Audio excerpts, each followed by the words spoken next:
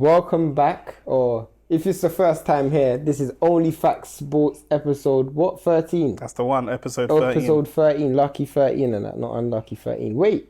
And last week was Friday the 13th. Last week was Friday the 13th. Yep. Today's also Friday. Which is why that footage again. didn't come out. Yeah, you know what? Yeah, that's probably what it was. Episode 13 of OnlyFacts Sports. This week might be a bit of a big one. Pause. Hey, yo. But it's going to be a bit mad because Nick's flying out next week. Riches, obviously the money that he earned from YouTube last month, thanks to yours truly. You fly out more than I do. Boy, I ain't How many times did you go to America last year? Last year? I only went to America twice. Only went to America twice? No, Two long haul holidays? The year before, we live a real middle class lifestyle. Free, because I went Saudi last year as well. I don't know if, yeah. It's a long haul holiday. What counts as long haul? Because I don't know if, like, when I go to Dubai, I'm like, is that long haul or not? It's a long haul holiday because it's not in Europe. Dubai's like 6 hours. It's not in Europe. No, but in terms of flight time, what constitutes? Because you could fly 3 hours and be in Africa. Can you? Yeah, the flight to Morocco is only like 3-4 hours. Oh, swear? Yeah. I didn't even know that. It's not long. But regardless. Anyway, episode 13. Where do we start? Yeah, bruv, the numerology on last week. That's why we didn't film, you know. The numerology's mad. Go on. You believe in all that? Yeah, bruv, 100%. I feel you're a spiritual man, innit? Yeah, facts. You burn sage and that before gal come over and all that kind of thing. No, I don't burn sage still. Why would I do that? I don't know. I don't know what you spiritual man do. Do you know what I'm saying? Bro, when it comes to gal, all I do is do the right thing. You know what I'm saying? Where do we start? We've got a lot to get through. We have to only start in one place, bro. Where's that? What's currently taking place right now is probably one of the worst promotions for a big fight I've ever seen in my life. Question.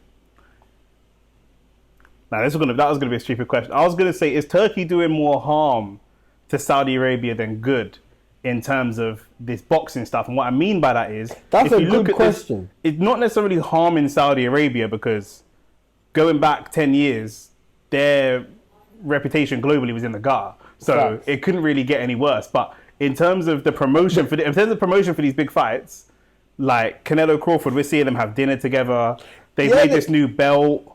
Like it's kind of flat for a fight that should be a mega fight. Yeah, I've been saying that. For me, there's a level of prestige that comes with these big fights. And granted to be fair, they're both not big talkers.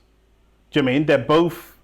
I've seen videos of them saying we're not going to do all that mad shit. That being said, the promotion for Bivol Beterbiev, which are two very stoic people. Facts. Probably the last fight we had of like the two people in like the top 5 pound for pound. Some people have Canelo in their top 5 pound for pound. I personally don't. But like when you've got people that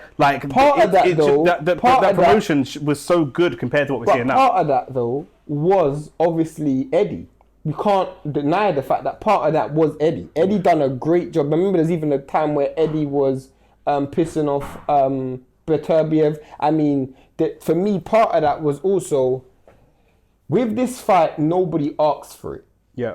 Everybody asked for Bivol Beterbiev. Nobody asked for Canelo versus Crawford. This is Turkey's idea. True. For me, this is a fight you have to sell to the public. This isn't... Beterbiev and Bivol, you didn't have to sell to the public. Before the William Skull fight, 90% of the boxing audience, 95% were like, this fight's pointless. Canelo's obviously going to win. He's just too big, too strong.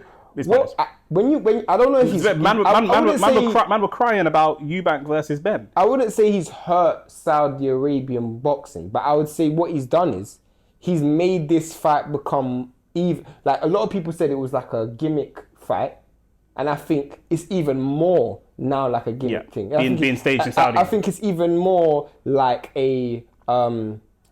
there's no actual value to it. Like, this is what we call like shoe shining. On the surface, it looks glitz and glamour, but it's really lacking a lot of substance, and there is no needle. It doesn't really prove much because they're both near the tail end of their career. Do you know what I'm saying? The only person who really has to benefit other than financially is Crawford. Crawford become a free-weight undisputed champion. Canelo has zero to benefit from. How many weight classes are going up? 2 or 3? 2. Going up 2 weight classes and winning the undisputed belt would be Of course. Massive. Like, but like you say, he's the only person that can... Here's the thing. Yeah. That's not even the angle that's being promoted. Yeah. Do you know what I'm saying? Yeah. I watched the like some of the press conferences, and I know you alluded to the picture. They said that they're not going to do no back and forth. But I'm literally thinking, how are you going to... Like, I'm a big boxing fan, so I watched fights anyway. But how are you going to appeal to the larger audience? Because for me, there's a lot of context that's being missed behind this fight. Like, for me... And that's partly what happens when you overpay. Remember, Turkey's job is to come in and pay any fighter so much money that they would take fights that they wouldn't normally take. For whatever reason, whether the fight is more risky, whether the money cuts through some of the politics, like we weren't going to see Russians fighting Russians. Facts. Sometimes the money is able to bridge gaps and different things. But outside of that, what value do you bring outside of that? The boxing is still an entertainment sport, not just on the fight night, but the whole build-up. It's very similar to what we saw when it was, and not similar in terms of the build-up and in terms of the quality, but in terms of the way the fans felt about the fight. McGregor versus Floyd, in the sense that you've brought in Dana White, so now it's even more of a flipping pantomime thing. It's even more, because Dana White's not even a boxing promoter. So you put it on Netflix, even more. So now the last big fight we saw on Netflix was Mike Tyson versus Jake Paul. Okay, now you know what I'm saying. So that's what will be in people's heads. And then there's even more of a stigma. So now it's not even about a sport. This has now become a show. Do you know what I'm saying? That's why when and that for me, it doesn't give boxing any credibility. This is arguably supposed to be undisputed versus undisputed, best versus best, and that's not what's being pushed here. It's not. I don't even know what is being pushed. That's my point. But that should be what's being pushed. If it's just this crazy freak show of entertainment, then great. If it's this, two-weight world champion versus two-weight world champion, great. It could be a number of different ways that it's two-time undisputed champion versus two-time in two different weight classes, right? Yeah. So, there's a number of different angles you can take. And but they're not exploiting that away. Have you seen Dana White at all? Because I haven't seen Dana White yet. I didn't know. I haven't. So they've announced that he's promoting the fight, but he hasn't been part of any of the promotion. I think he's part of the press conference today. How exciting! But again, what for me, I still don't get that. This for me, if anything, this is Dana White could be part of a promotional fight, like a AJ, a Fury versus Ngannou type fight. He could have been in that. That would have made sense. That would have made more sense. But when it comes to this for me, it's got to have someone like a Oscar, someone like a Bob, someone like a Eddie. Because for me, I feel like it just gives it a little bit more of a prestige. But I don't feel like Turkey's trying to appeal to the mass audience. I think Turkey's trying to appeal to... I don't think Turkey's trying to appeal to the boxing audience. He's trying to appeal to the larger audience. And for me, making it accessible on Netflix, doing all of this pantomime stuff, I just think I'm losing less and less interest in the fight because they're not exploiting the angles that I would want them to exploit in the promotion. This is the worst promotion that I've ever seen for a big fight ever in my entire life. Yeah, like I felt like the egg thing was a little bit cringe, but you as a boxing fan loved it. And casual people loved it, and like we say, we go back to Bivol Beterbiev, what it was? For me, whilst it was cringe, it was real though, innit? Yeah. It was real. Nobody paid Conor Benn to get vexed, bro. Yeah. Nobody paid. Bro, they wanted to... Both Conor Benn and Chris Eubank wanted to be part of that promotion. Do you know what I'm saying? I just look at Crawford and feel like, you're paying me to be here. I look at Canelo and like, you're paying me to be here. Every time Conor... And I'm glad you used that as an example. Because it was similar with like Ryan Garcia, Devin Teal. Every time they went on stage, it was like, let me get one over on the...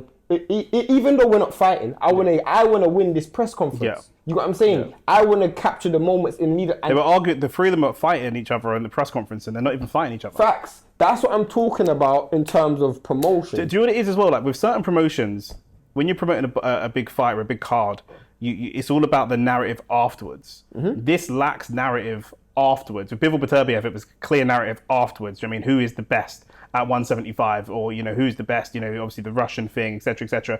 Like, Conor Ben Eubank is about what's going to happen afterwards. Do you know what I mean? Conor Ben, are you really this world champion? Like, what questions are these fights gonna answer? Do you know what I mean? Like, Conor Ben, are you really that level? Are you an elite guy? Chris Eubank, are you just a weight bully, or can you do this? Can you do that? Like, you failed when you've been to the top level. Like, can you deal with a young, energetic whippersnapper? There's all these different questions. What questions are we asking of this fight? I'm not seeing any questions being asked. Do you know what I mean? It's just a generic, hey, Canelo's here, and guess what? Crawford's here, and there's no real, it's like, okay, it's like, you know what I mean? It feels more like an opening act before you see the main person you've gone to see at the concert. Facts. But this is the main concert. Do you know what I mean? But it's not really being... Yeah, I don't... you wouldn't... If you watch, you wouldn't even think that they're fighting each other, bro. Yeah. And that just doesn't make sense to me. Bro, like, I'm not buying it, bro. I'm not buying it. Like, I'm not... Who does the promotion work in favour of from a fighting perspective? Like, if there was more needle... If there was, do you mean like, would that benefit Crawford more? Would that benefit Canelo more? Benefit Canelo. If there was more needle? Yeah. You think that going into this fight, kind of low energy, benefits Crawford. The stadiums in Saudi are not very raucous. You've been to fights in Saudi. There's not like the crazy energy. In Vegas though, isn't it? Oh, I thought it was in Saudi. Yeah, okay, cool. Yeah, okay. They're doing the fights in Vegas. Yeah. So for me, I think on fight night it's just going to be completely different. Okay. But because again, Crawford and Canelo, especially we saw in Canelo, like the whole spectacle of the entire arena, of the entire, Cinco de Mayo in Saudi, all of that. I feel like it's like, boy, I'm just here to fight. Like, I love the promotion, but I'm just here to fight. And I feel like a very flat promotion where a guy's not chatting shit and you're friendly, I feel like it could also make a friendly environment in the ring, which I think benefits Crawford as well. But to be fair, I don't even know how it's gonna work, like in terms of like what they have planned moving forward for promotion, because they're not exploiting the angle of these two are in beef.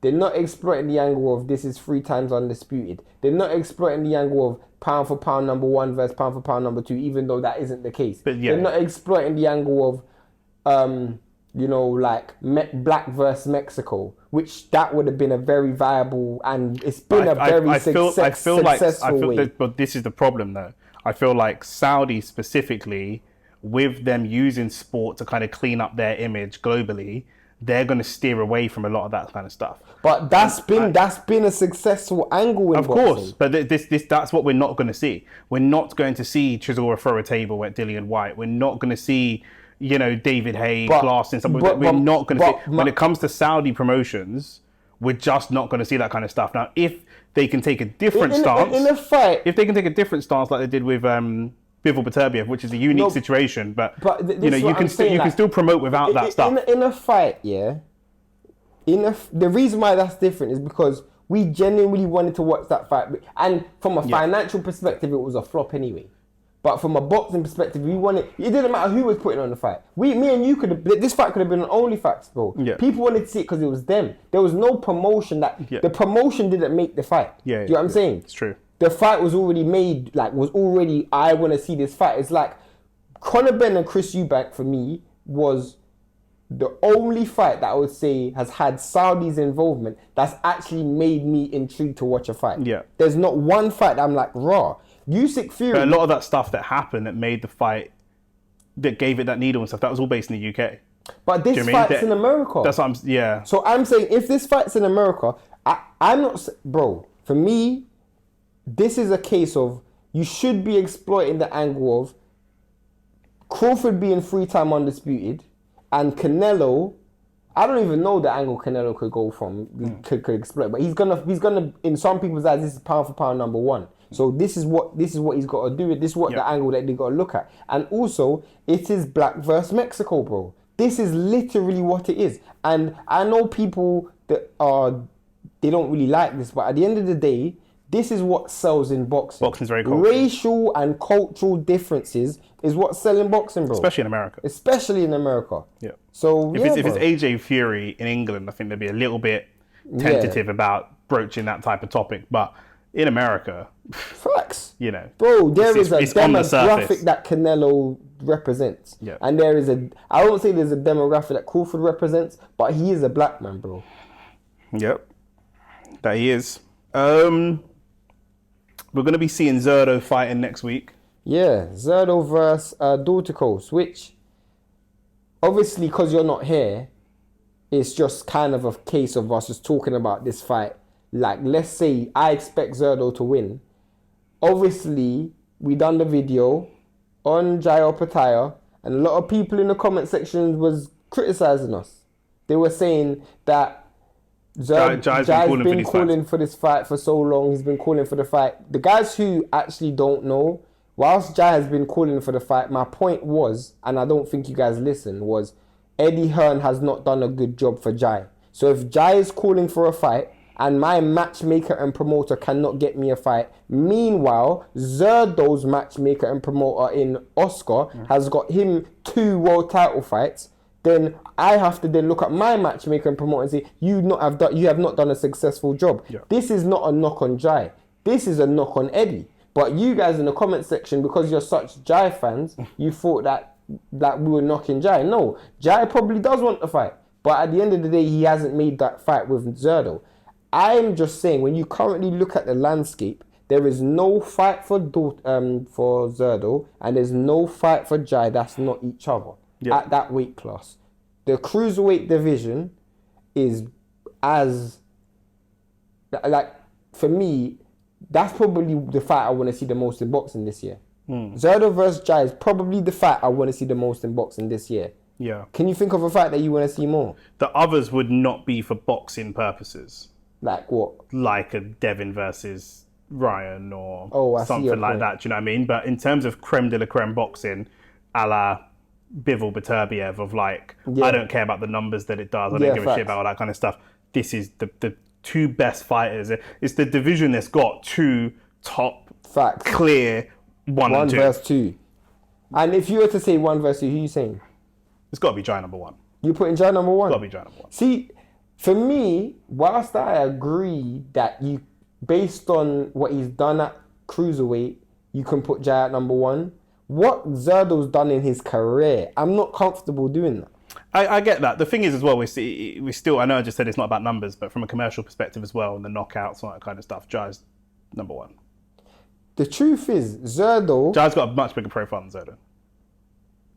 Where? Globally.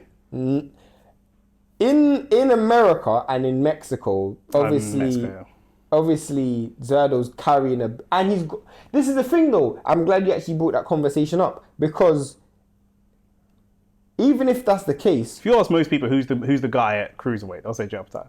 Probably, but this is the thing though, with Eddie, you didn't gamble on your guy, whereas Oscar did. Yeah. Because Oscar's stable isn't as deep, he's only got a few world champions. This is my legitimate world champion and the first ever Mexican cruiserweight world champion. Ah, yeah. First ever Mexican cruiserweight world champion. And if he wins against Jai Opataya and eventually becomes undisputed, I think he would be, Canelo became undisputed at 68. I was going to say he's the first undisputed champion that Mexico's had in the 4-belt era as well. But he would have been the second. But my point is, because Oscar is got a thinner stable than Eddie, Eddie's spreading his money quite wide. Whereas Oscar's put money behind Zerdo. And Zerdo's ended up getting the 2 belts. He beat Chris Billam-Smith and he beat Glomarian. So he's now got 2 belts. You're going to put Jai as favourite in that fight? Just. I actually, and I know I'm going to get criticised for this. I actually think Zerdo wins that fight, And I'll tell you why. Only because of Jai's... The only person I've ever seen beat Zerdo Ramirez is Bivol. And Bivol's number 1 attribute in that fight, Jai has 0. And that's discipline. Yeah. Zerdo had to remain disciplined that whole fight because Bivol had to remain disciplined that whole fight because Zerdo kept coming forward. Jai Opetaia is a better boxer than Zerdo, but he's got power. And I feel like he's going to make a fight harder than it needs to be. Yeah. And the issue is, like we saw against Bradis, on the back end of that fight, where Zerdo starts to kick it up and Jai's put a lot into the fight in the first 6. Yeah. That's where... Like Matchroom versus Ortiz. Exactly. That's where the crafty Mexican, old, experienced style can catch out as Jai Opetaia. Does Zerdo have the chin to deal with the power, though? To get to that late stage of the fight? We have not seen anything otherwise. Granted, he hasn't fought anyone with near the power of Jai Opetaia. Yeah. Granted, you might be right. But I see this guy walk down Chris Billam-Smith, yeah? And I know Chris Billam-Smith isn't the same as Jai Opetaia in terms of skill. But in terms of physical dimensions, remember, Zerdo, in theory, is coming up from light heavyweight. But he's not even the same in terms of power, Chris Billam-Smith. No, he's not. But he's the same in terms of dimensions, though. They're similar height. He's a big guy. Similar build. Yeah, but I think walking down Dubois and then walking down, I don't know, Clark, you can say, oh, they're similar. Do you know what I mean? They're similar size, but it's not. Yeah, that's not the same thing. Of course, that's not the same thing. Of course, do you know what I mean? Of course, you got to. That's the thing. Is cruiserweight boxing. It's not quite heavyweight, but they're cracking. They're cracking. Do you know what I'm saying? So I feel like, if Zerdo can drag him into deep waters, then we'll have to see something from Jai we haven't seen before.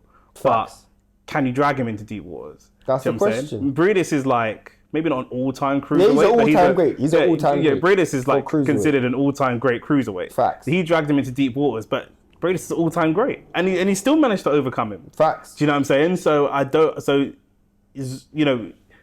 Jai's been there before. He has been there before. Who do you think's got a better resume at this point? We're talking about the entire... That's a good question. I think I would have to lean towards Zerdo because of his actual... How he's been moved. Like, this guy, he's a world champion at 68, moved to 75, moved to cruiserweight and won a world title. Even after losing to Bivol, he still moved up and he's now a unified world champion at cruiserweight. For me, I just have to... I would say, though, who's got the best win? Obviously, Jai's got that win over Bradis. That's a great win. But in terms of their overall career, I have to lean towards Zerdo. And there's part of me, you know what it is? I love Jai as a fighter, but there's part of me that's bought into the Zerdo comeback story. The fact that you can go from 68 all the way to cruiserweight, bro. I do like that, but also then you're fighting someone who's a natural cruiserweight and hasn't looked to leave the divisions. There's been some talk of him moving to heavyweight, but really he's a natural built cruiserweight. He's fought there for a long time. Cruiserweight people just move in and out of. Like, a lot of men don't stay at cruiserweight. And when you stay at cruiserweight, if you're a Tony Bellew or Zerdo said he wants to beat Jai and go up to heavyweight and win a world heavyweight title. I'm sure he does. And for me, if you can't that's just a sick story, though. No, it is a great story. It's a great story. But we see a lot of men try that and fail. Yeah, facts. Do you know what I'm saying? Roy Jones, who is in my top 5 pound-for-pound boxers of all time, looked horrible at heavyweight. Do you know what I'm saying? But he's he did win a world title at heavyweight, though. He did win the world title heavyweight. I just feel like we're sitting here looking at Jai Opetaia's power up against Zerdo. You take a step up, even at the lower level, you've got to get through an Atoma. At the mid-level, you've got to get through a Wardley. At the top level, you've got to get through a Dubois. I'm just talking about in terms of power. Yeah, facts. Like, that's just, do you know what I'm saying? So, moving up from 168 to deal with that type of power, at some point you bite off more than you can chew. At some point. Regardless, it's a great fight. You're talking about dimensions of Chris Billam-Smith. Do you know what I'm saying? Like, you know what I mean? You move up against some of these giants. But Chris Billam-Smith's never been walked down like that before, though. Because Chris Billam-Smith walked down flipping Riakporhe and Okolie. That's what I was going to say. Like, I understand what you're saying. And I don't want to diminish anyone's boxing ability, but the quality of those opponents that's the dark ages of cruiserweight. Facts. You know what I'm saying? If them 3 fought in a tournament, nobody would watch. Do you know what I'm saying? Facts. Like, it's horrible. Facts. Horrible. So I don't feel like they got the size and relative power. I think Lawrence has got proper power. The other two kind of relative power. But Lawrence, I think Lawrence is a hugger, innit? So Yeah. he just whatever. To be fair, it's irrelevant. Yeah. At the end of the day, that fight's something that we should see. Yeah. And if we see it, And it's good that we've finally got a fight where we disagree again. This This is great. You're leaning towards Zerda, I'm leaning towards Opataya. So let's see what happens. You mentioned something that I want to go on to. Next topic. Has Eddie Hearn spread himself too thin? We're going to talk about Eddie Hearn versus the world. It's pretty much Eddie Hearn versus the world right now. This is why Eddie made such a great team with Devin Haney, because it was Devin Haney versus the world, it's Eddie versus the world, and it was them together versus the world. Eddie, we spoke about what's happened to Ben Shalom, and Ben Shalom losing his Sky deal. I don't think Eddie's in that position because Eddie is a world-class promoter. That, like, skill is skill, and he is a world-class promoter. You can't buy a man to have that. It's not just his charisma, but his depth of knowledge as well. Facts. Is mad. And also, like, the deals that the partnerships and the connections that he's built, the connection that he has with the Eastern European camp, like the Madrimovs, the Bivos. He's the best global promoter, and a lot of that is him being globally connected. Facts. Most promoters come through and connect themselves to a specific culture, especially if you come from America. Al Heyman's got the black fighters. Frank Warren had all the traveler fighters. Oscar has all the Mexican fighters. Even Bob Arum, but even Alexander, is it Krasik? Do you mean a lot of the fighters that come from Ukraine and East European, they're going to go through him? But Eddie is very, very able to bounce between these different cultures. But Facts. You look at what we're saying about Jay Opataya, he's allowed Zerdo before. If he fought Zerdo before Zerdo had those last two fights, or even in between, we might have lent even more towards Jay Opataya. You're leaning slightly towards Zerdo now facts. because of the experience he's got over the last couple of fights. It could have been smart to nip that in the bud before allowing him to get that experience. Of course. Are we seeing things of Eddie not falling apart, but just stretching himself slightly too thin, and he's not able to maintain the depth of relationships? That's what it is. I think he's spread himself too thin. And when he first came into the American market, he was overpaying, and you always say you pay for market share. Yeah. You have to overpay for market share, and I get it. So he spent a lot of money. Then obviously he ended up getting the Canelo deal, which ended up making him recoup a lot of money back as well. And obviously it ended perfectly for him because he put Canelo in there with Bivol. Canelo didn't want to re-sign. Bivol won. That ended up working out perfect for him in the long run because Bivol ended up doing what he ended up doing. But I feel like when you look at Eddie, like, I feel like why I say he's spread himself too thin and he's put himself in too many markets is because, well, off the back of what happened last week, firstly. Yeah. For those who don't know, Richardson Hitchens come out and said that he's a free agent. He's moving into being a free agent. Literally, as he was thanking Eddie for what he's done so far. And I feel like they will actually bridge that relationship because nobody's actually going to put the money up that Eddie's put in there to Richardson Hitchens. That's one thing Richardson Hitchens did say after the fact. So, and even his manager was like, me and Eddie will sit down. So he said it, but I just... It was a negotiation tactic. That was one thing. But then Shakur's on his last fight. Boots is on his last fight. Belanga just left. Devin left. So now I'm like, these are guys who are all going into big fights and are in real big positions. Are we using you as a stepping stone to bigger things? Do you know what I'm saying? So I now look at Eddie and I'm now thinking, your up and coming crop isn't the greatest because you in the UK specifically because your heavyweight crop, your heavyweight crop's gone. You always had the crown jewel in AJ. He's over the hill. So I'm now looking at you like, okay, you invested a hell of a lot in American market and you've done a great job. Because to get those fighters all signed with you, credit, bro. That is an amazing thing. But now they're leaving. Or some of them are leaving and some of them are on their last fight. It's a very similar to like the Liverpool thing, where Liverpool had a lot of those players and they done a great job. But now they're all on their last fight.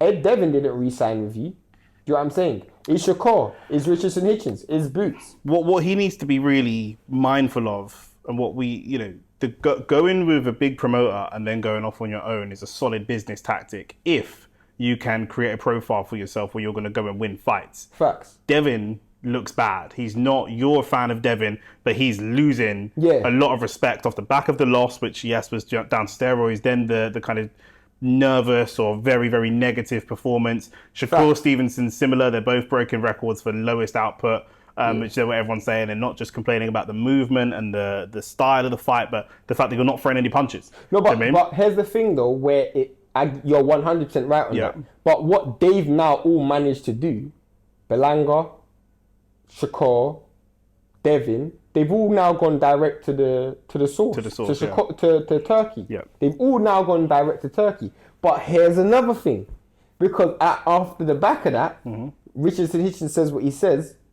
Turkey now says that I'm not doing business with you unless it's through Eddie. Now, I don't think that's good for boxing. I don't think that's good for boxing. Because you're happy to do it with Canelo.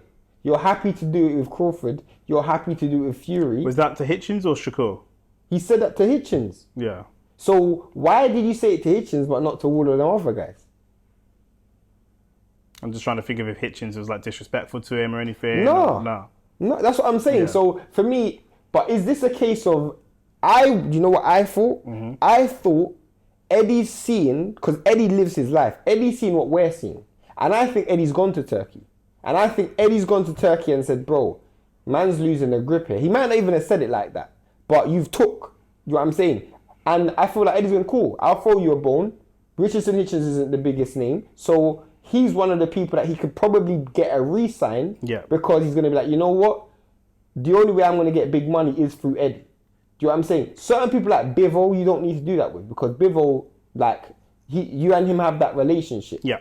AJ, you and him have that relationship. Yeah. But these Americans they're mercenaries. They're mercenaries. You bought them from other guys. Yeah. You had to overpay for market. I also think that there's a thing of the Americans of like, you're building them up to be big stars, but in making them fight in Saudi, you're making them do stuff they don't want to do. Facts. Do you know what I mean? And so Americans are weird in that way, where there's like a sly level of like resentment that like, oh, my last fight I got paid 2 million, now I'm getting paid 15 million. But you're making me have to fight in the country. But that was similar to what happened with Shakur. Yeah, that's what I'm saying. That's literally what happened with Shakur. Shakur had to go over to Saudi. You're making me record money, but I'm not happy about it. Facts. And Boots turned down the career high payday to fight Teal. Yeah. Because he's not fighting in Saudi. Yeah. So it's one of those things where it's like.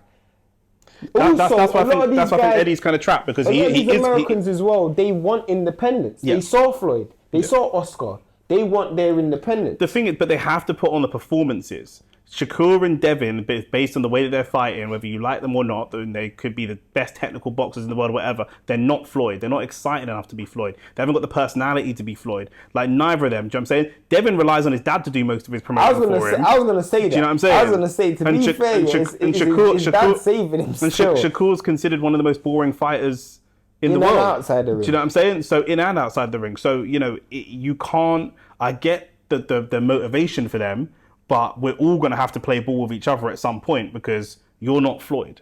Do you know what I'm saying? None of you man are Floyd. Floyd has got, of the top 10 highest pay-per-views of all time, like 8 of them are Floyd. Do you know what I'm saying? Yes, people would say, I saw Showbiz say today that Devin Haney's molded himself in the Floyd Mayweather mold because people will now tune in to watch him lose. That's been the case, though. And I also don't think that that's necessarily the Floyd Mayweather mold. Yeah, just because two people have one particular thing in common doesn't. There's mad fighters that we would tune in to watch lose. I would tune in to watch Ryan Garcia lose, but he's not in the mold of Floyd Mayweather. It's quite a big difference apart. I think the difference with Devin is that only works when Devin has the right opponent. Yeah. Do you know what I'm saying? Correct. It wouldn't work if he's fighting Teal. Yeah. Because people don't like Teal either. Yeah. It wouldn't work if he's fighting Shakur, because people don't like Shakur. But this is what I'm saying. This is why none of them can be Floyd. You're all sharing I'm going to be the dislikable heel. You're all trying to be the villain. Facts. So you got like 4 villains. Do you know what I'm saying? Somehow of that 140 division, Rolly Romero's come out the shining star. How's this happened? Do you mean, like, Tank is looking like a villain right now for scraping a draw against Roach and just cherry picking and cherry picking. Do you mean Devin's looking like a? But he's been the villain. I understand he's the original villain, but Ryan Garcia's made himself the villain. Shakur's making himself the villain. Tio's making himself the villain. So there's too much. There's not enough. At the time, Floyd was the guy. Facts. He was the villain, and he was putting on great performances against world champions. Holds the record for the most world. Like, you lot ain't doing that. Facts. So at some point, we're gonna have to get back around the table and put some of these deals together and factor me in. 100%. And I feel like it's one of those ones where, I mean, with Eddie, I think Eddie will be fine anyway. But like, I even saw him do that thing with Carl Froch last week. Him and Carl Froch was in a mad argument. That's what I was just going to come to as well, because like I said, continuing the Eddie versus the world type of thing. I saw Eddie, and I understand where Eddie's coming from. Him and Carl Froch is like the beginning of his story. Yeah. Do you know what I mean? And they have a lot of shared history together, but it's just one of them things that happens in life, isn't it? Like, I could have a brethren that you don't really fuck with. Yeah, go on. Just as an example. Go on. Do you know what I'm saying? And so it's like, you know, Froch and AJ don't fuck with each other at all. Yeah, facts. But Eddie's cool with them both. Do you know what I'm saying? And at one point, Eddie was really cool with Froch, and as life has moved on, they're not as close anymore. And now Eddie's really close with AJ. But it's the same for the reason. It's the reason. The foundation of that. The real triangle is McCracken. Because Eddie McCracken was real close with Froch. Yeah. McCracken was real close with AJ. AJ and McCracken fell out. So Froch just like, for me, Froch. I actually don't like Froch as a person. I don't mind him. I know you don't like him. Because he chats shit. That's why I don't really like him. Because he said that, man was like, oh, we had a close fight with Andre Ward. I'm like, I didn't watch that fight. I didn't watch the fight where he had a close fight with Andre Ward. Obviously, I must have missed that fight, innit? But for me, he just hates on AJ for unnecessary reasons. AJ's not even relevant. He's not even relevant right now. Yes and no. Obviously, he's got a platform and he doesn't like AJ.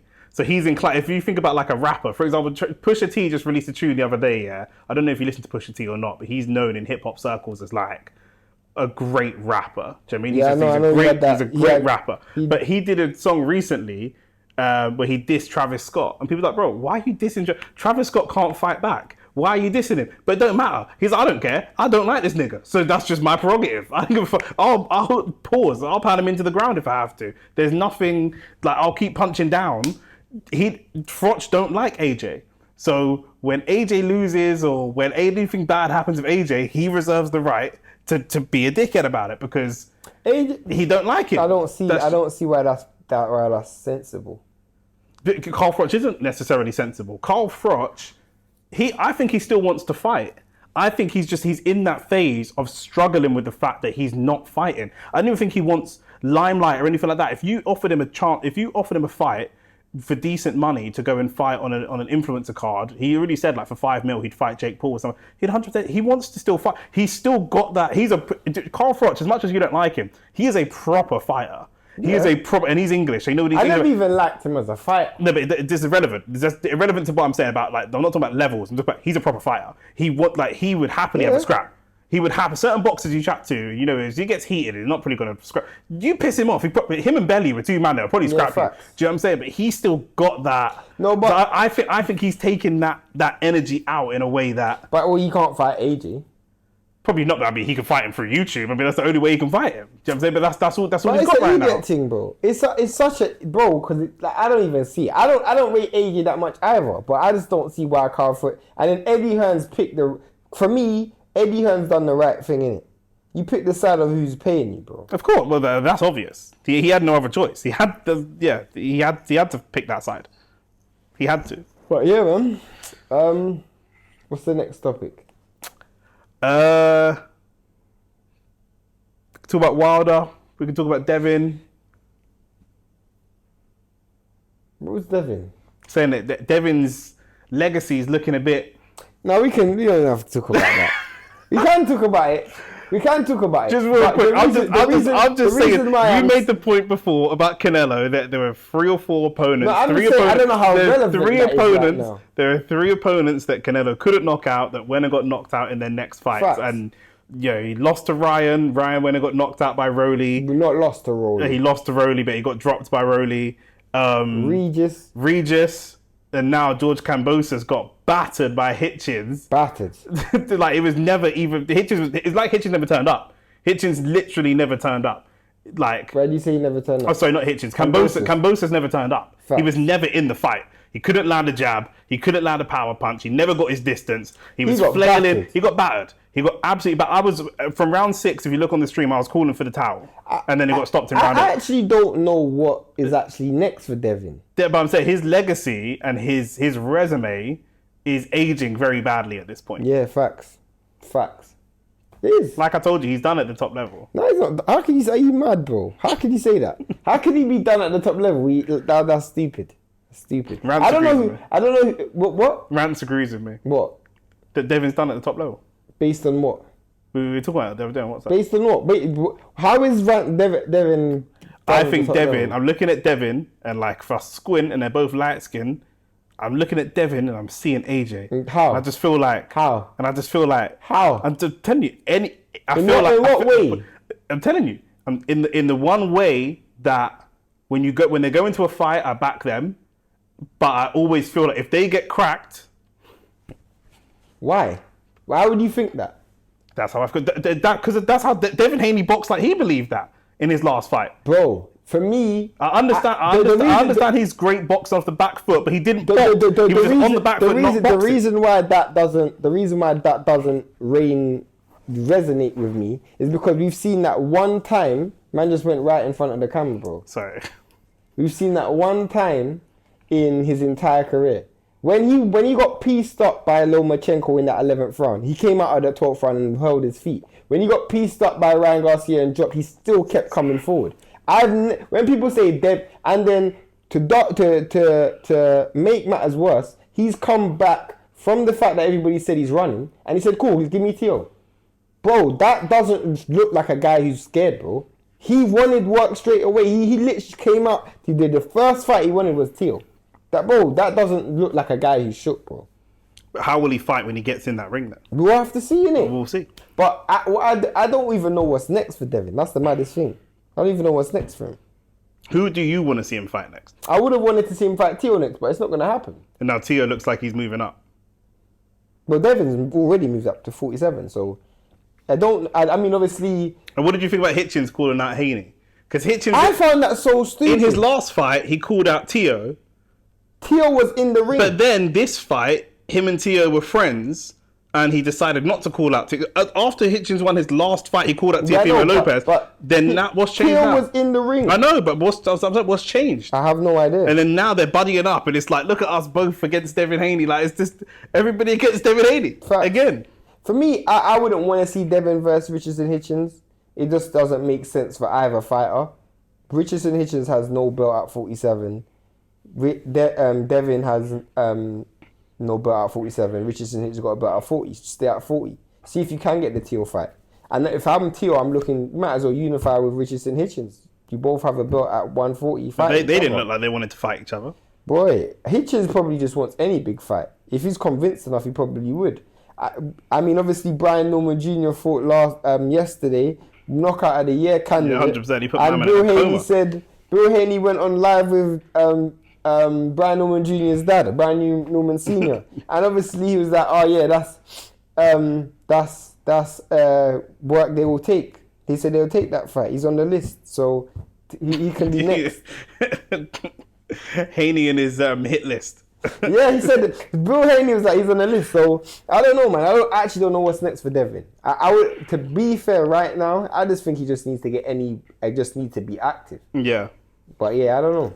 And then Wilder, bruv, this is the maddest thing I've heard. Wilder versus Dave Allen. I don't understand how that could even be a fight. I think Wilder loses that fight. Yo, you're lying. Wilder loses to Dave Allen. Wilder shit.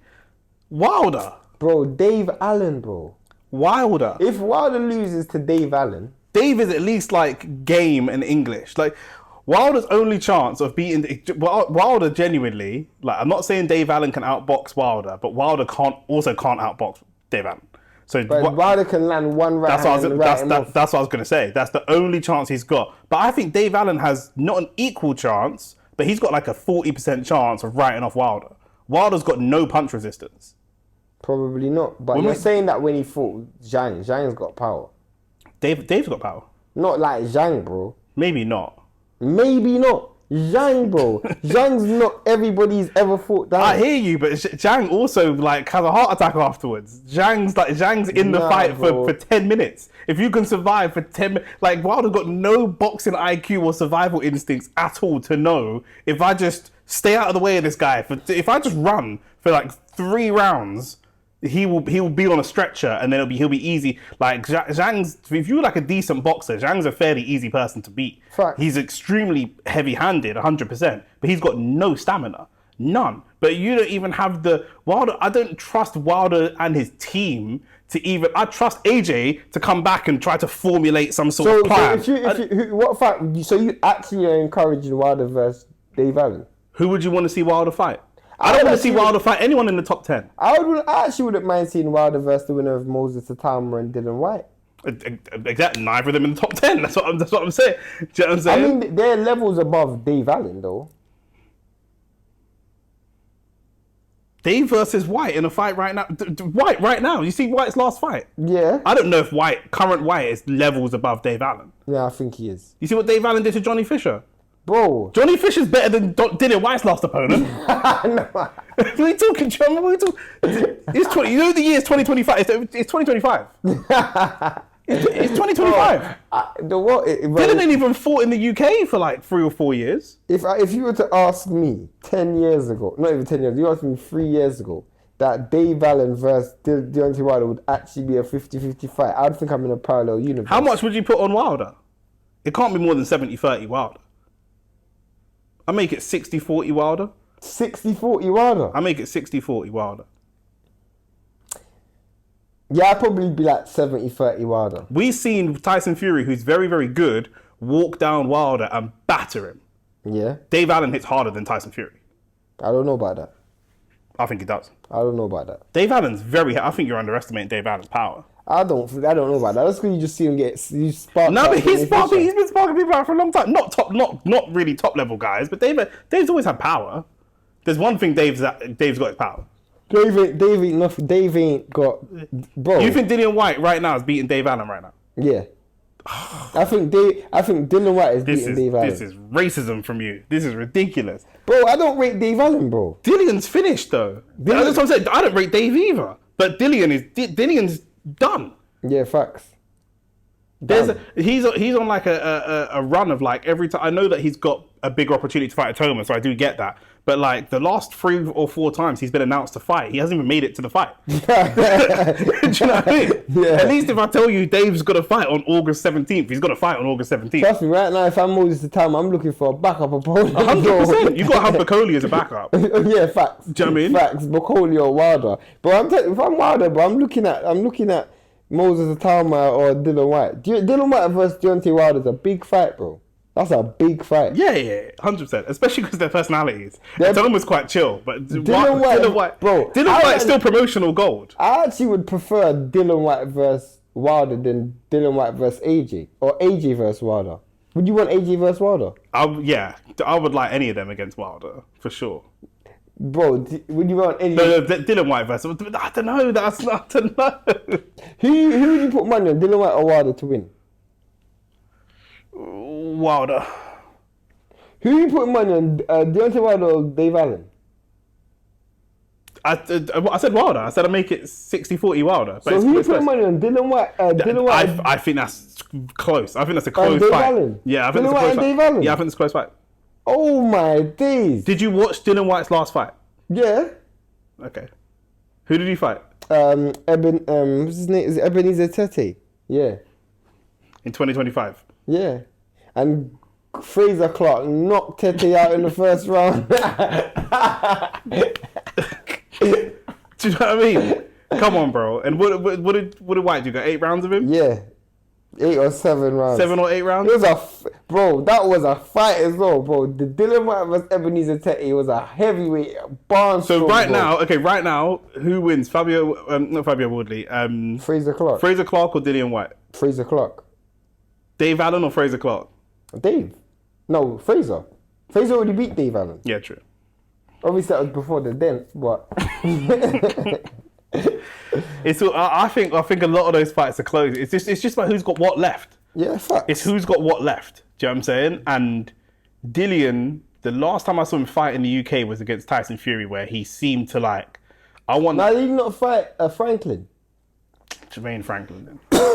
But the Fury fight, I wanted investigated for like match fixing because he just didn't turn up. That was the worst performance. He looked like he just didn't care. That was dead. The one thing that White normally does is fight. He didn't even fight. Literally is dead. He just left it. I remember he was waiting like 3,000 days or all of that, the 1,000 days. Lost to Povetkin, had to avenge it, come back, all that kind of stuff. Win, he really built the bulk of his career while he was just on that waiting list. Do you know what I mean? I think he fought Chisora in that time. Yeah, twice. Do you know what I mean? Like Parker. Yeah, man, it's peak. Final topic, because I know this is your topic. All the slackness topics are you. I need to get a lawyer, bro, for you, bro. I swear down. Lamine Yamal is allegedly 17 years old. He is 17. He's 17. He's not allegedly 17. Okay, I don't know his birth. 17. All right, cool. He's 17 years old, and he's been spotted on holiday with his girlfriend. His girlfriend's 29. And there seems to be a growing trend of this. I don't understand, though, because I'm going to say, you think them little man can satisfy them big old woman, bro? That's a pitney, bro. It's not even a sexual thing, though. They're obviously... So they're not... They're probably fucking, but I'm saying the girl isn't going over there for good sex, necessarily. They're going over there for money. They want the money. Do you know what I'm saying? So if they can get breed up or whatever, do you know what I'm saying? Like, so the girl are just selling their whole, just an OnlyFans model thing. Are you new to Earth? This is regular behavior in 2025. No, but bro, I didn't like... Because in America... Are these girls nice?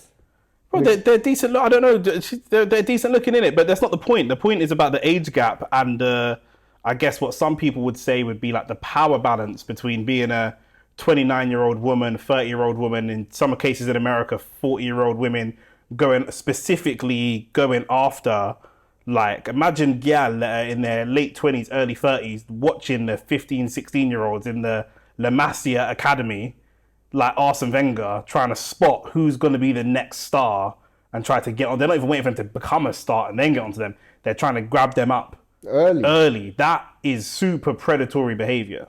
Boy, it's a girl and a boy in it, so it's not that bad.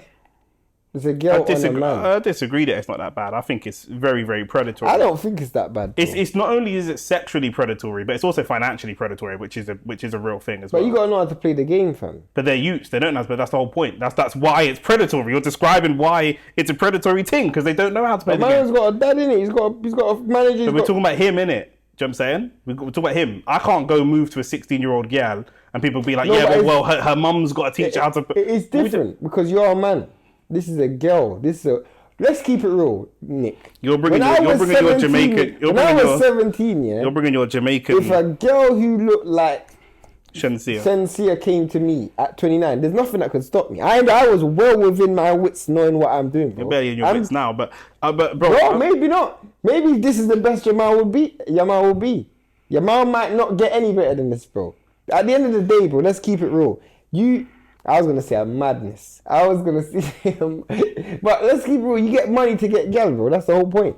She released a statement saying it's sad to see how some people carry so much darkness inside that they get to wish. Let me finish this statement. Let me finish. That's why your man's black as well. That's just. Her name is apparently Fati Vasquez. Yeah, go on. Sorry, let me rephrase. So she said, it's sad to see how much people carry so much darkness inside that they get to wish death on someone they don't even know. What other project speaks more about them than me? What? Oh, what others project speaks more about them than me. I choose to live with purpose, continue to grow, and bro, she's doing the Yalla thing, innit? It's talking about I wish them healing and blah, blah, this blah, reminds me of the Greenwood situation, in a way. No, it's not the same. How is it not the same? I'm not talking about in terms of Greenwood's what he done to the girl. I mean Greenwood in the sense that the public response. For me, okay, got you. I feel like people are completely... But the public's response is like up here, but inside the relationship, they're kind of... That's my point. People are trying to defend a man that don't want to defend himself. What about if it's illegal, though? I don't know the age of consent in Spain. To be fair, Europe's age of consent is typically low. Like it's like 13, 14, 15 and stuff. I didn't even know that. So yeah, Europe is quite liberal when it comes to that kind of stuff. But if it is a case of like, say in this country, then do you know what I'm saying? If we see a Premier League, if we see Adam Johnson getting with a 16-year-old girl like we saw, that's jail. Yeah, facts. It's been. Do you know what I'm saying? Like you're going jail for that. Or Philip Schofield or something. He ain't in no jail, but for me, in my mind, certain man of certain persuasions get judged. But Adam Johnson is the same persuasion. But for me, I don't actually see a problem with what's going on with Yamal. Yamal want to do it, innit? Like I don't see a problem with it. Yamal's got bare money. He's got a bright future. If he wants to bang an old woman, then that's his business, isn't it, fam? I don't know why people are upset. I don't understand why people are complaining for Yamal, and Yamal ain't complaining, bro. This guy. Nah, I can understand why. Because as an older person, you can see. Do you remember the Dave Chappelle joke? You can see wisdom. No, hold on. You can see wisdom down the road, innit? Do you know what I'm saying? You can see wisdom down the road. Do you know what I mean? Like when you've got some of these OnlyFans models and that, or like Drea Michelle, like we spoke about before, going and specifically scouting like the second or third NBA but pick, she's not holding him down. She's just making herself available, bro. And everybody, but the goal is to get breed up and then get money. Yeah, but you have the choice to take it or not, bro. When I was 17, I knew right from wrong. Have you seen the statistics of how many professional athletes go bankrupt after they retire from sport? Yeah, it's mad. And a lot of that is all of it is gal. Most of it's gal. Yeah. But at the end of the day, she's playing the game. You know what I'm saying? God never blessed her with the ability to do kick-ups, bro. Do you know what I'm saying? God blessed her with the ability to probably look good, give head, innit? Yeah. So that's what she's doing, bro. I don't see it's free. It's free. It's a free market, bro. It's free enterprise, bro. She can do what she wants. She's selling herself. It's joint enterprise, blood. Because some of these guys need to be in jail, blood. But what if they're scouting on the guy? I don't. Hold on. What if they're scouting on the guy from before he's even of legal age? I still don't see that as a problem. You're crazy. Bro, that's illegal. What do you mean scouting? I don't know. What do you mean by scouting? You mean just looking, or do you mean actually actively pursuing? I can't believe we're even having this conversation. Bro, let me tell you why, yeah? Nah, that's crazy. Let me tell you why. That's crazy. And these are the thoughts of Shane. Let me tell you why. These are not the thoughts of OnlyFacts. Can I just say something? Firstly, in my opinion... You still got a juvenile mind in your head. I don't like kids. I only like big women. Like, my entire life, I've only liked older women. Like, I love older women. So, maybe that's why. Because when I was young, like 15, but you 16, still got to be able to assess if something's wrong, though. Like when you were 15, like I loved older gal. Yeah, but that could still be wrong, though. Maybe I was wrong. Yeah, like maybe I was wrong, bro. I've had certain conversations with my brethren where I'm telling them stories of things that I did when I was younger, and they're like, "Bro, that's not right. That's not right." And I'm like, at the time it was lit. But they're seeing it as like predatory thing. Bro, it's definitely abuse, yeah? But for me, in certain scenarios, like in this scenario with Lamine Yamal, yeah, I look at it very transactional. Do you know what I'm saying? If Yamal gets his heart broken, it's part of life, bro. I don't actually care. He's rich, innit? Bro, you just find an ex-gal. It's that real. The only thing I do struggle with a little bit is like, we think of money or having money as like giving you power. And what some of these athletes are trying to portray is that them being so successful and having so much money makes them like vulnerable. Which like as an average earning person, I struggle to empathize with that. As a person who grew up poor. Yeah, as a person that grew up broke, I really struggle to empathize with the fact that now I'm a multi-millionaire now, Shane. So I'm more vulnerable. Like I struggle with that. But the age thing I think is a little bit. The age thing's a little bit crazy. This is why I also don't like it, because people are going in the comments are going to say, double standards. People are going to say that. I know that for a fact. I can already foresee what the comment sections are going to say. But for me, I feel like sometimes we actually start to get a bit carried away. This situation is not a Epstein thing. 17 and 29 though. Let me tell you why. Because Epstein was using his money. Why are we talking about Epstein? Okay, who do you want to use as an example? Go on. R. Kelly. Oh my days. Who do you want to use? Go on. R. Kelly's better than Epstein. Go on. They were using their money and power to get little pitney. Mm-hmm. Yamal is using his money and power to get big woman. But the argument, see, you're still thinking of it the wrong way. The argument is that as an older, experienced woman, she's using her age and her experience and her power to tempt a younger, But you have well-moneyed the person. money, bro. You have the money, so you have the power, bro. But not necessarily, though. That's the point. I can't speak for Yamal, innit? Yamal must have grown up around bare gal. So what if it's a young girl with loads of money? Does that money give her more power? I don't know no young gal with bare money. But I'm just saying, if she picking up did. no 30-year-old man. I'm just saying, if she did, does that give her loads of power? I don't know, bro. If there's a 16-year-old girl dancing on TikTok, getting paid bare peas, and then I try to move to, I'm 32, she's 16. No, but here's the thing. Let me show you the difference. Go on. And I know this doesn't make it right, but when you see a 16-year-old, not you personally, because you don't deal with Pitney, but when a paedophile sees a 16-year-old, he sees her as a sexual person he wants to exchange with. When Yamal's girl, she don't even think about that. She thinks about money. So her intentions are about money. If you're looking at little, you think that makes it better? No, but if you're looking at Little Pitney and you're attracted to Little Pitney, that's sick, bro. That is sick. But if she's you're attracted to the paper, what if you're willing? You're saying that she's willing to have sex with a Little Pitney just to get to the money. That's equally sick. That's equally sick. What are we doing here? What are we doing here? It's like, oh, I see this 16-year-old girl danced on TikTok. I didn't even really fancy her because I like big women, but I'll pipe it for some money. What's going on here? Let me ask you a question. This is not even for this channel, but oh my days. I can't even say what I was going to say. Go on. Let's say you're available to do it. Would you beat for money? I've done it before. Cool. That's what I was going to say. Would you beat for money? Because in theory, this is what she's just basically a modern day prostitute. Yeah. And I'm a... But with an underage customer. He's 17. But he's not underage though. He's 17. He's not an adult though. He's not an adult. He's not an adult. So that's a problem. It's nuts. It's crazy, bro. Do you see the problem though? I see the problem. I'm just double checking because you're sitting here like, yo, it's lit. I don't really... And at the same time, I also don't see... For me, because I'm looking at it from Yamal's perspective, yeah? If I was in Yamal's position, I wouldn't see myself as the victim. I wouldn't see myself as the victim. If the other day a teacher in America just went to jail for having sex with a 14-year-old pupil, the pupil doesn't see himself as the victim, but he is. He might not realise he's the victim until years later. I can't say Yamal's the victim, bro. We're not talking about Yamal, we're talking about the youth I'm just talking about. He's a victim. Why? He's a victim. Because he's under the age of legal consent. Okay. And he's actually... And also, in that dynamic, the power is with the teacher. Yeah.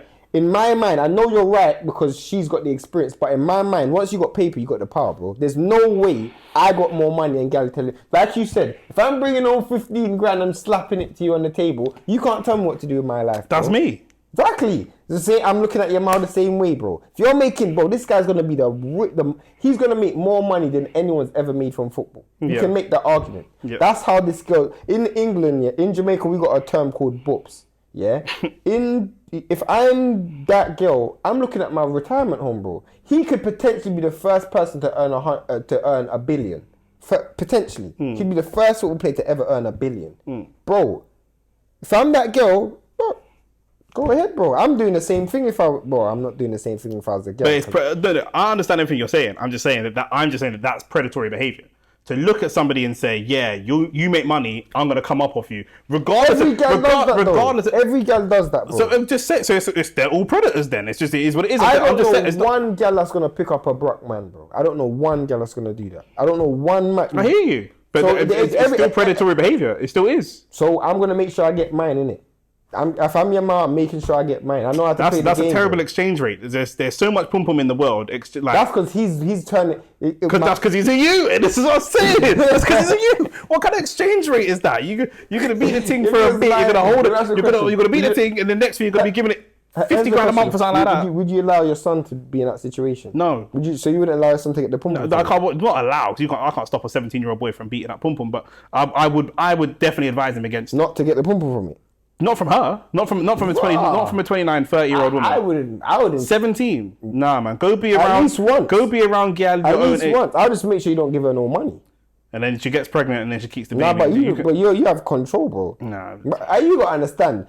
Part of me raising my children, especially my sons, is understanding life financially, emotionally, mentally, but also sexually, bro. Of course. But go experience 17, 18, 19-year-old teams. I'll keep it real, bro. That's coming up in life at the same stage in life as you. Girls taught me how to have sex, bro. Girls, women I hear. taught me. Bro, everything you're saying, I hear. But I'm saying that doesn't mean it's okay. Just because you had that experience doesn't mean it's okay. We could be sitting here chatting about man that have been on the roads and that, and I could be like, yeah, well, I was on the roads, but that's not a justification for being okay behaviour. Like, maturity is to say, yeah, you know what, I used to do it, but nah, like, you man shouldn't do it. Facts. Do you know what I mean? Facts. I hear you still. Look where Shane's trying to drag us I'm damaged, bro. You are. You are. But this is actually a good episode still. You are 100%. Episode 13 in the back. Is it going to come out? Yeah. I'm flying out in the morning. I've got to go pack. But you ain't packed it? No, I'm putting those are the clothes that are coming in the thing. Bro, you had the whole week and you ain't packed nothing. I had to wash the clothes. I'm going to go pack now. Alright, cool. Episode 13 in the books. Do you know what I'm saying? Let us know what you think about the Yamal situation and how damaged Shane is. Let us know what's next for Devin Haney. Let us know who's winning Zerdo versus Opatai when that comes around.